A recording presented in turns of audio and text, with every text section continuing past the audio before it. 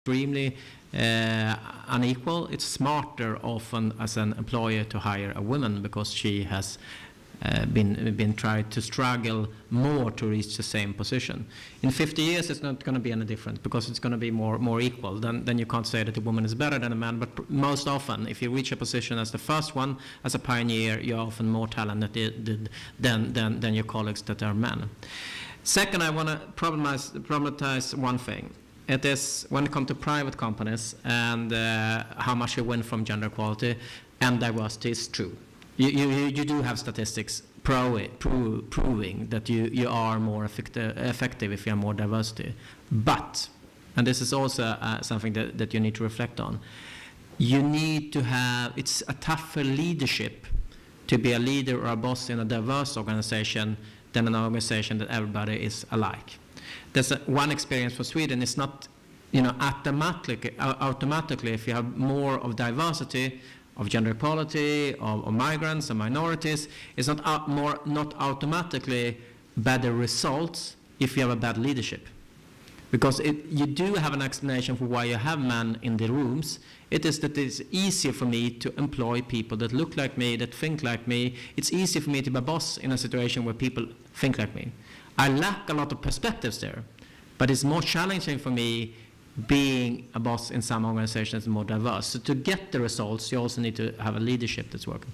My final point is that you can never work with gender equality and say, we have the women organizations, we take the women issues one day, and then take the rest of the issues the other days. If you're going to be successful when it comes to gender equality, you need both men and women there. You need to have committed men as you need to have committed women, and you also need to convince quite big, and this is about attitudes, quite big parts of the population, namely the men, that they won't be losers out of gender equality. Because it is threatening for men that are sitting in power, that are sitting with money, and realize that I need to share that. People don't really always like to share. And I think like, well, if you got in all these intelligent women, maybe it's my position that is threatened. So to be successful when it comes to gender equality, both on micro level and macro level, you need to have both men and women aboard. Otherwise, you will never be successful. And I'm awfully sorry that I will leave, but I have a meeting in Amman. So I would like to finally just say sorry that I'm leaving, but it's a little bit off the schedule, and I need to be in Amman. Thank you. Thank you very much.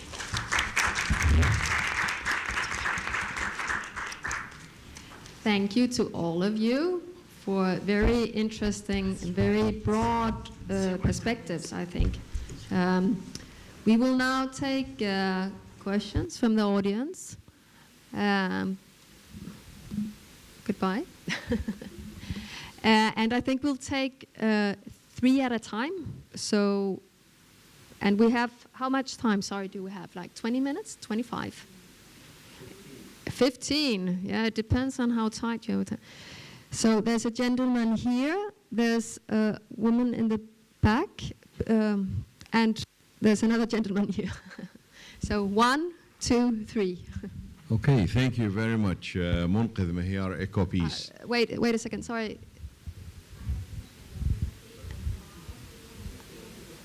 Aha, okay, sorry. Could we let her question first? Thank you. Thank you all for this wonderful conversation and ideas. I totally agree with Your Excellency, Engineer Maysoon Zoubi. We are looking for equal opportunities. It's a matter of qualification, not of equal gender. Of course, the department is a bad story about the equality in gender matters, so we are not happy with this experience. So also Yana said that we need the support from the men for this issue. But do you think that women do support women? 50% of the population is women, and they play a main role in the formulation of the mentality of the other 50%. So whatever we have legislations or laws, always we can find a bypass from these laws in order to do what is in our mentality or minds. So that's all. Thank you. Okay, let's take that question directly. Is that, do you want to ask someone in particular, or is it for the panel? If there is any comments about this thing, that we have to play with to put more efforts and with the changing the mentality of both men and women for gender equalization. So I think there were kind of two questions, but the first question was, do women support other women in the water sector? Or, yeah? Maybe Maysoon. Yeah, in my personal experience, I support women, and if you ask, when I was in the ministry, most of the directors were women. And again, in the higher council also, quite number of women are directors. But again, I am with the quality of person. With the parliament, I am ready to vote for a woman that I believe she's good. Unfortunately, when we have a woman in the parliament, they pretend to act like men. They forget anything about the women problems, complain whatever, and they start doing the things that men do, like, I don't know what. So I didn't see very little of the women, but again, when I see a woman who can really support the woman, we shouldn't, at least because we're not, nobody care about our rights. We have a lot of problems here. Outside, of course, they use others, which is not like corruption or whatever, although we have a lot of laws that need to be amended in order for the woman to have a good life. None of the women right now do this, but of course, some of the women still listen to their husband and they elect what her husband tell. We are in Jordan and we have this type of women. We have to work hard to make women stand beside women, but again, those women should be a good one in order for us to vote for them. So this is my personal opinion. Mm-hmm. Roula as well? Or was it Yana? Sorry, you also wanted to say something? That's okay. Okay, please. Actually, it's a comment or a follow-up on what Maysoon is saying. I definitely, I think that it is about qualifications and it is about having competent. It's not enough to just have a woman, but to have competent women there. But I think that the problem of in Parliament and not having women make a big difference in Arab countries in general, it's because you don't have a critical mass, and you see them as the odd woman being represented there and not being able to carry forward the issues that will bring gender mainstreaming better on the table.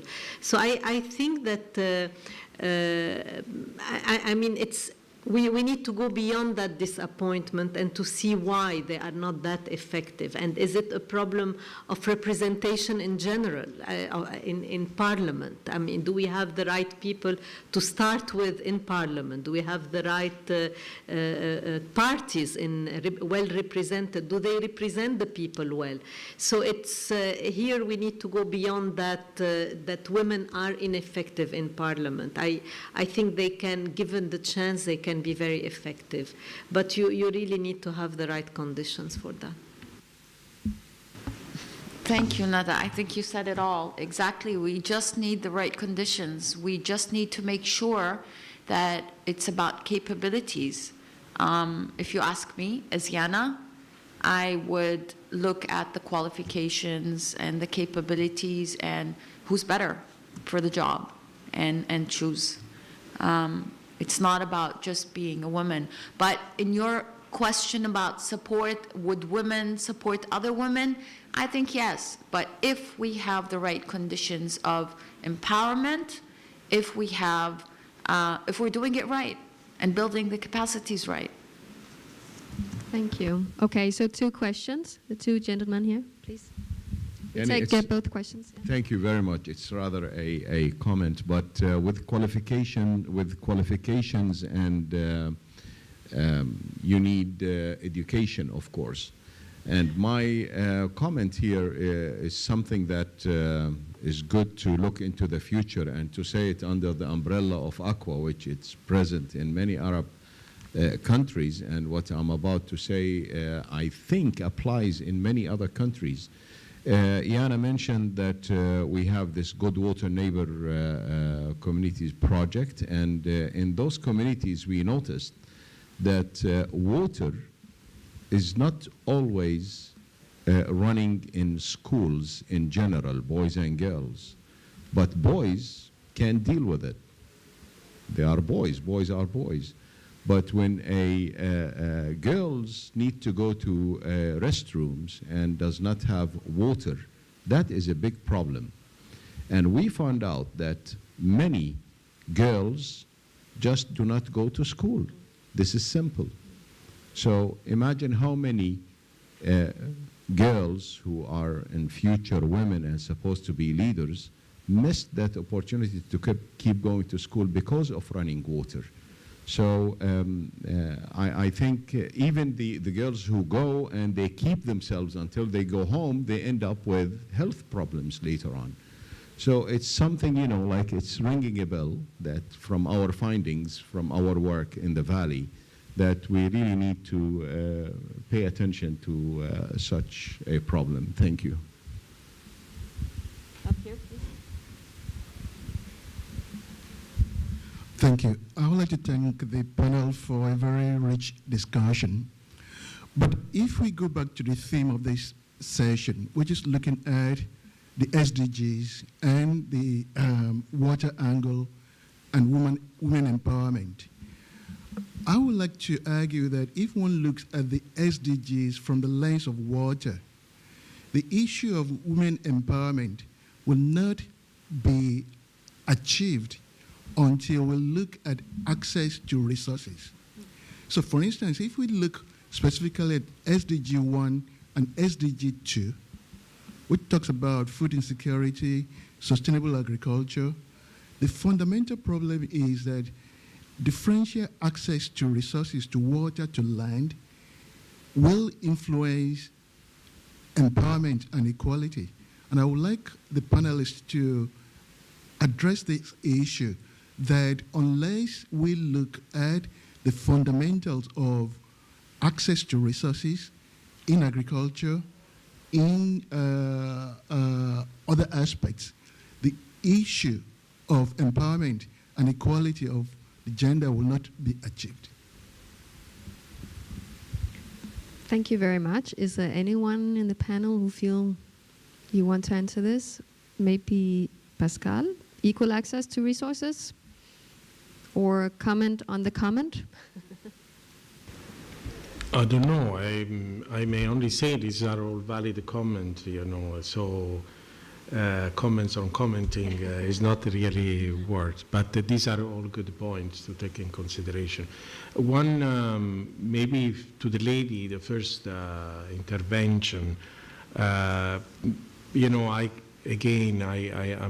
coming from a different perspective, and sometimes it is true that there are women not supporting women, and actually there are women supporting men in certain, let's say, idea or in certain mind setting. We don't want to go into the details because we don't want to open now another big discussion, but touching sexuality or other aspect of, you know, of this life, of everyday life, but you have a generational also problem there. So I think that what has been said before, if we don't work to make this conducive environment to recognize the rights and progress in certain aspect, I mean, you have that happen, basically. Okay, thanks. And on the equal access to resources? Equal access, it should be for both, but again, in the SDGs, they specify better for women, especially in sanitation, because what, like Munqadh said, they have to have in the building a separated facility with running water, whatever. But this is mentioned in target 6.2, which is adequate and equitable sanitation and hygiene for all by the same target year, with a special emphasis on the need of women, girls, and vulnerable situation.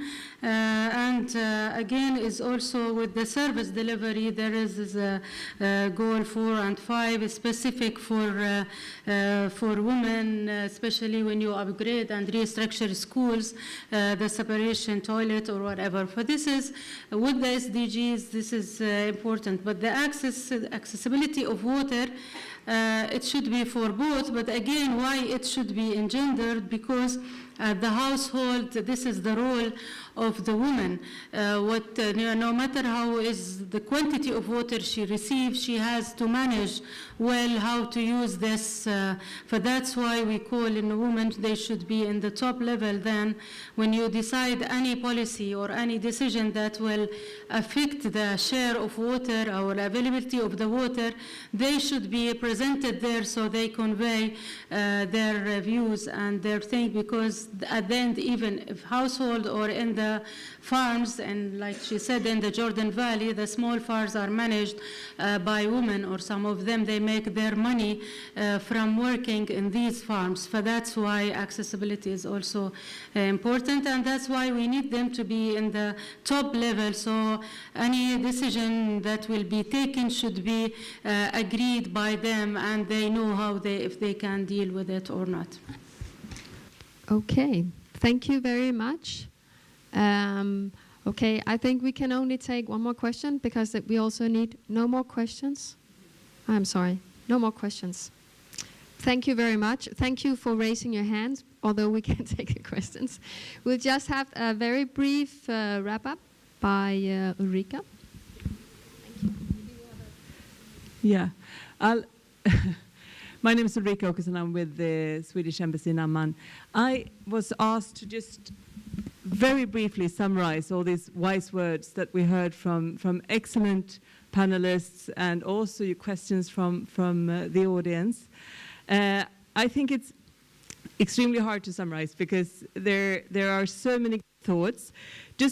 But I'll try to go through the 4 questions, I don't know, that we tried to pose to the panelists. And we have talked about much more than that. But anyway, to start off, the first question, when we try to look at the MDGs versus the SDGs and any improvements there, and I think in general what we heard is that the SDGs are better in managing some of the gender aspects, and it's also, but the main point is that the challenge how we do it, and that women become part of the decision-making process. So it's an improvement, but there are still a lot of challenges. When it comes to the feminist foreign policy that Erik was talking about, I think one important thing that he raised was that gender equality is smart economics. I think we should all remember that. And that women's rights are human rights, and very important point. Then we also had some good examples, I think, from various persons, Yana, Maysoon, others, that attitude change is very important, and that empowerment of stakeholders is the important part to kind of identify solutions. We also talked about the private-public sector, and I think there you made a good point, Anthi, on that maybe it's the need to give women capacity in both, and behavioral change is the important, not to the division between private or public sector. And also that different parties' involvement is important, not only women's organization. And finally, I think it might have been Erik or someone who said what is needed is to have committed men and committed women to be successful. We are all part in this somehow. And I think, yeah, Anya, you probably have some words to say as well, having facilitated this very important discussion. Thank you very, very much. I could, of course, now talk for 2 hours straight, which I won't. I just would like to point out that amongst all these things that are needed and the work ahead, one point that has been raised a couple of times is this with knowledge and capacity. In order